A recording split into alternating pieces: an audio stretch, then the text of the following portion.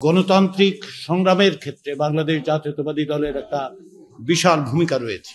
বাংলাদেশ জাতীয়তাবাদী দলের পক্ষ থেকে আন্তরিকভাবে সুচিন্তিতভাবে আমাদেরকে তাদের মতামত জানিয়েছেন।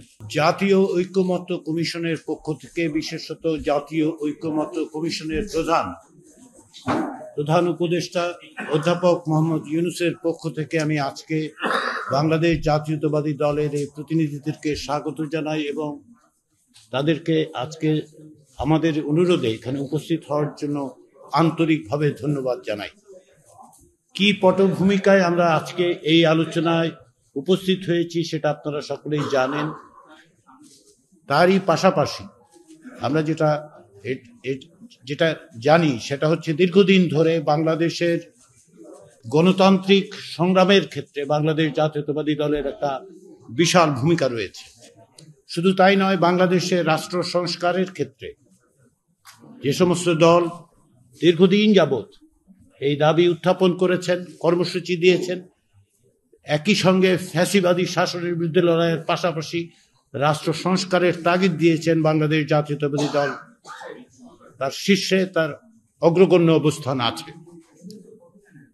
আমরা 5টি কমিশনের পক্ষ থেকে যে সমস্ত সুপারিশ, তার কিছু সারাংশ এবং যে সমস্ত বিষয়ে আলোচনার মাধ্যমে রাজনৈতিক দলগুলোর সাথে একটা ঐকমত্য তৈরি করে অগ্রসর হতে চাই, সেটা রাজনৈতিক দলগুলোর কাছে দিয়েছিলাম এবং তারই পরিপ্রেক্ষিতে বাংলাদেশ জাতীয়তাবাদী দলের পক্ষ থেকে আন্তরিকভাবে সুচিন্তিতভাবে আমাদেরকে তাদের মতামত জানিয়েছেন। শুধু তাই নয়, সংবিধান সংস্কার কমিশনের দায়িত্ব পালনকালেও আমরা বাংলাদেশ জাতীয়তাবাদী দলের পক্ষ থেকে যে সহযোগিতা পেয়েছি তার জন্য এই সুযোগে আমি আবার ধন্যবাদ জানাতে চাই। আমরা এই আলোচনার মধ্য দিয়ে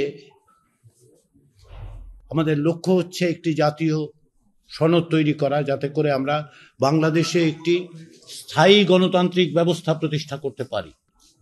বারবার আমরা দেখেছি যে গণতন্ত্র কেবল হোঁচট খেয়েছে তা নয়, একটি ব্যক্তিতান্ত্রিক স্বৈরতন্ত্র প্রতিষ্ঠিত হয়েছিল এই দেশে। সেগুলো যাতে ভবিষ্যতে না ঘটে, যার বিরুদ্ধে বাংলাদেশের রাজনৈতিক গণতান্ত্রিক শক্তিগুলো দীর্ঘদিন সংগ্রাম করেছে এবং জাতীয়তাবাদী দল তার অগ্রগণ্য হিসেবে ভূমিকা পালন করেছে, সেই জায়গায় সেই প্রাতিষ্ঠানিক রূপ দেওয়ার জন্যই এই প্রচেষ্টা। আমরা আশা করছি আমরা আলাপ আলোচনার মধ্য দিয়ে এমন একটা জায়গায় উপস্থিত হতে পারবো যেখান থেকে প্রাতিষ্ঠানিকভাবে, সাংবিধানিকভাবে আমরা এমন ব্যবস্থা তৈরি করতে পারবো যা বাংলাদেশের ভবিষ্যৎ পথরেখা নির্দেশ করবে। ইতিমধ্যেই বিভিন্ন বিষয়ে জাতীয়তাবাদী দলের পক্ষ থেকে মতামতগুলোর ক্ষেত্রে ঐকমত্য সুস্পষ্ট, কিছু বিষয়ে ভিন্ন মত আছে, সেগুলো আমরা আলোচনা করব এবং আমরা আশা করি আমরা এক জায়গায় আসতে পারবো। সেই জন্যই এই আলোচনা। আমি বারবার যেটা বলি, আবারও বলি, আপনাদের যারা গণমাধ্যমে তারা জানেন, আমি বারবার বলি যে টেবিলের দুই ধারে বসলেও আমরা আসলে দুই পক্ষ নই। আমরা একত্রে সকলে মিলে জাতির যে আকাঙ্ক্ষা, যে একটি ঐকমত্য তৈরি করা, একটি দীর্ঘমেয়াদী স্থায়ী ভিত্তি দেয়া গণতন্ত্রকে, তার জন্য আমরা সকলে কাজ করছি।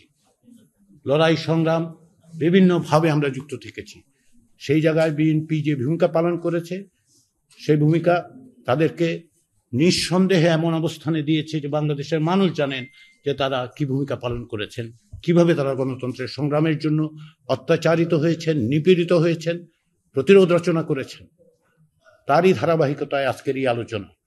আবারও আমি জাতীয় ঐকমত্য কমিশনের পক্ষ থেকে এবং জাতীয় ঐকমত্য কমিশনের প্রধানের পক্ষ থেকে আপনাদের সকলকে আন্তরিক ধন্যবাদ জানাই।